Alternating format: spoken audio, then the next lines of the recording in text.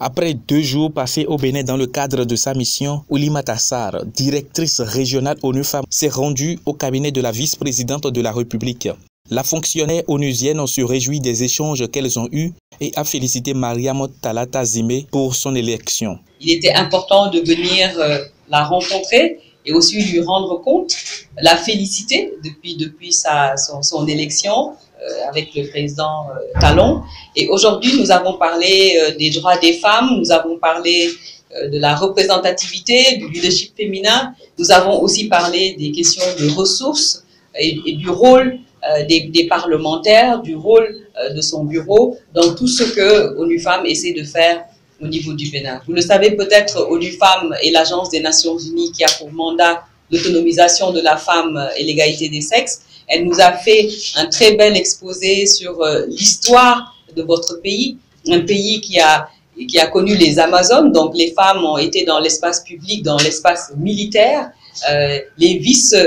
les reines qui étaient aux côtés des rois avaient un rôle très important. Et aujourd'hui, je pense qu'il est important pour nous, dans ce combat que nous avons féministe, de convoquer cette histoire africaine pour pouvoir faire bouger les lignes. Des sujets entre autres abordés avec les parlementaires, la représentativité de la femme a été la plus importante. Pour les prochaines législatives au Bénin, des réformes sont en cours. Au moins 24 places seront réservées aux femmes, l'a promis les autorités.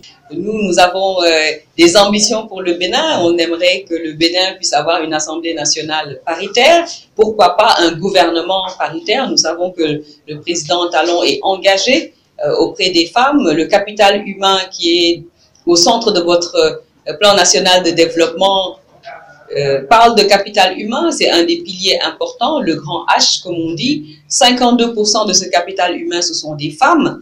Donc aujourd'hui, si nous libérons le potentiel de la femme béninoise, nous serons en mesure d'avoir des taux de croissance de 2 chiffres. Nous sommes convaincus que l'émergence est une femme. Sur la question de l'autonomisation des femmes au Bénin, la directrice régionale ONU Femmes, Oulimata Sarr, se dit être très contente de la bravoure des femmes béninoises. J'ai été très contente d'avoir rencontré les femmes commerçantes de Dantokwa, que je salue au passage. Ces femmes dynamiques qu'on connaît en Afrique de l'Ouest, c'est un marché international. Elles ont souffert de la Covid, de la fermeture des frontières et toutes les contraintes que tout le reste du monde a connues depuis 2020.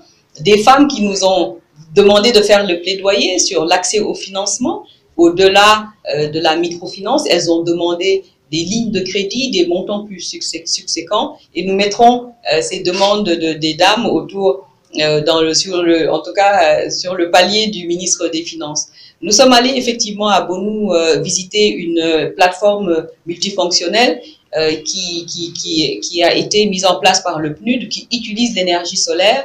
Et c'est un programme très intéressant à répliquer particulièrement, puisque nous avons pu constater que l'énergie solaire est un catalyseur, est un accélérateur d'autonomisation des femmes. Elles sont aujourd'hui à Bonou en mesure de transformer des produits agricoles, de faire des jus, d'ajouter de la valeur sur ces produits agricoles-là et de multiplier leurs revenus par 10.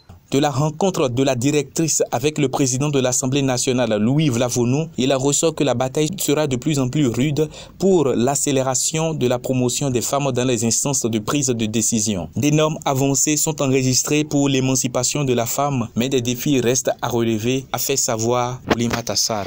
Mais nous pensons qu'il reste encore des chantiers. Le chantier sur les droits, les luttes contre les violences faites aux femmes, dans le mariage des enfants, l'excision, toutes les pratiques traditionnelles néfastes, bien évidemment la représentativité dont on a parlé tout à l'heure. Il est important que les femmes occupent des postes de décision. Nous sommes très contents de voir la vice-présidente Talata, mais nous cherchons aussi une masse critique de femmes dans tous les postes électifs et les postes de décision. Ça fait partie de nos chantiers et bien évidemment, les femmes veulent sortir des petits montants. Elles nous rappellent toujours qu'elles ne sont pas micro et comment ensemble, le système des Nations Unies et tous les partenaires et le gouvernement, on puisse dégager des ressources beaucoup plus subséquentes.